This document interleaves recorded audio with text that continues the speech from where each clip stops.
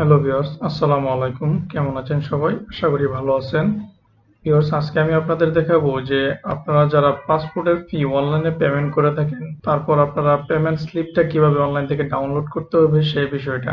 অনেকে আমরা পাসপোর্ট আবেদন করার সময় অনলাইনে আবেদন করে ফেলি এবং অনলাইনে পেমেন্টও দিয়ে দিই। এই যে এখানে দেখতে পাচ্ছেন আপনারা পেমেন্ট অপশন থেকে আপনি যদি অনলাইন পেমেন্ট অপশনটা সিলেক্ট করেন তাহলে আপনাকে সরাসরি পেমেন্ট গেটওয়েতে নিয়ে যাবে। সেখান থেকে আপনি বিকাশ, রকেট বা বিভিন্ন মাধ্যমে টাকা পেমেন্ট করতে পারবেন, কিন্তু কোনো পেমেন্ট স্লিপ পাবেন না এখান থেকে। তো এই স্লিপটা আপনি কিভাবে ডাউনলোড করবেন এবং পাসপোর্ট অফিসে যখন চাইবে আপনার কাছে যে পাসপোর্টের ফিটা যে জমা দিয়েছেন আপনার, সেটার প্রমাণস্বরূপ ওই কপিটা আপনি কিভাবে বের করবেন সেটাই আমি আজকে আপনাদেরকে বিস্তারিত জানাবো। তো ভিউয়ার্স, চলুন কথা না বাড়িয়ে কাজে চলে যাই।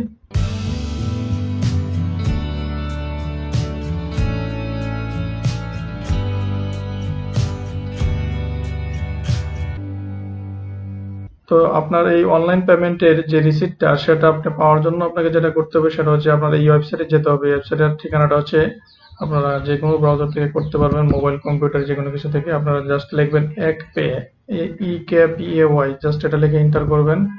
এন্টার করলে প্রথমে আপনারা এসে যাবে যে এক পে নামক যে ওয়েবসাইটটা, এটাতে আপনারা চলে যাবেন। আমি আমার ভিডিও ডিসক্রিপশনে সেটা দিয়ে দিব। এক ক্লিকে আপনারা চলে আসবেন এখানে। আসার পরে এরকম একটা পেজ পাবেন। এখান থেকে আপনার জাস্ট এখানে অনেকগুলো কাজ আছে, এখান থেকে অনেক সার্ভিস নেওয়া যায়। এগুলো সম্পর্কে আমি অন্য আরেকদিন বলবো এই অ্যাপের মাধ্যমে। এখান থেকে আমরা আজকে যেটা দেখবো সেটা হচ্ছে যে পাসপোর্টের ফি জমা দেওয়ার পর অনলাইনে সেই পেমেন্ট স্লিপটা আমরা কিভাবে ডাউনলোড করবো। এর জন্য আপনাকে এখান থেকে উপরে প্রথমে যে অপশনটা দেখতে পাচ্ছেন, এখানে পূর্ববর্তী পরিশোধ সমূহ যে অপশনটা বাংলাতে লেখা আছে, আপনারা যদি ইংলিশ করি আমরা ভার্সনটা, তাহলে হচ্ছে আপনার লেখা থাকবে পেমেন্ট হিস্টোরি, আর বাংলাতে যদি থাকে আপনার লেখা থাকবে হচ্ছে পূর্ববর্তী পরিশোধ সমূহ। তো আমি এই পূর্ববর্তী পরিশোধ সমূহতে ক্লিক করব। ক্লিক করার পরে এরকম একটি অপশন আসবে। তো এখান থেকে আপনার তিনটা মাধ্যমে আপনি হচ্ছে এই তথ্যটা যাচাই করতে পারবেন বা নিতে পারবেন। একটা হচ্ছে রসিদ নাম্বার, আর একটা হচ্ছে মোবাইল নাম্বার, আর একটা হচ্ছে পাসপোর্ট অ্যাপ্লিকেশন আইডি।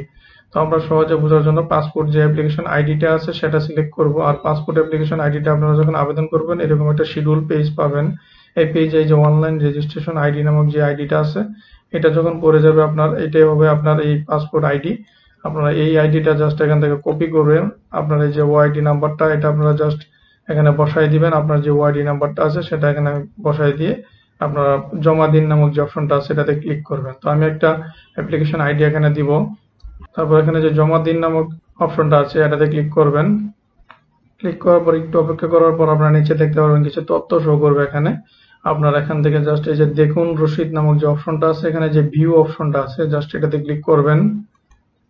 দেওয়ার পর এরকম পেমেন্ট রসিদ নামক একটা অপশন চলে আসবে আপনার কাছে। এটা একটু স্ক্রল করে নিচে যাবেন। যাওয়ার পর অনেকগুলো বাটন এখানে আপনি দেখতে পাবেন। এখান থেকে আপনারা ডাউনলোড বাটন আছে, প্রিন্ট বাটন আছে। তো আপনি এখানে ডাউনলোড অথবা প্রিন্ট যে কোনো একটাতে আপনি ক্লিক করলে আপনার কাঙ্ক্ষিত যে চালানটা সেটা আপনি পেয়ে যাবেন। তো আমি এখানে ডাউনলোডে ক্লিক করলাম। দেখতে পাচ্ছেন আমার পেজটা ডাউনলোড হয়ে গেছে। এই যে আমার রিসিট, এটা হচ্ছে আমার বিল পেমেন্টের রিসিট। তো এই রিসিটটাই আপনার পাসপোর্ট অফিসে দিতে হবে। তো এই রিসিটটা আপনি এখান থেকে প্রিন্ট করে, এই যে দেখতে পাচ্ছেন এরকম পেজ পাবেন। এই রিসিটটা প্রিন্ট করে আপনি জাস্ট হচ্ছে পাসপোর্ট অফিসে দিয়ে দিবেন, তাহলে আশা করি আপনার কাজ হয়ে যাবে। তো ভিউয়ার্স, এই ছিল মূলত আজকে আমার ভিডিও। যদি ভিডিওটি দেখে উপকৃত হয়ে থাকেন তাহলে অবশ্যই আমার ভিডিওকে লাইক, কমেন্টস এবং শেয়ার করবেন, আর আমার চ্যানেলটিকে সাবস্ক্রাইব করবেন।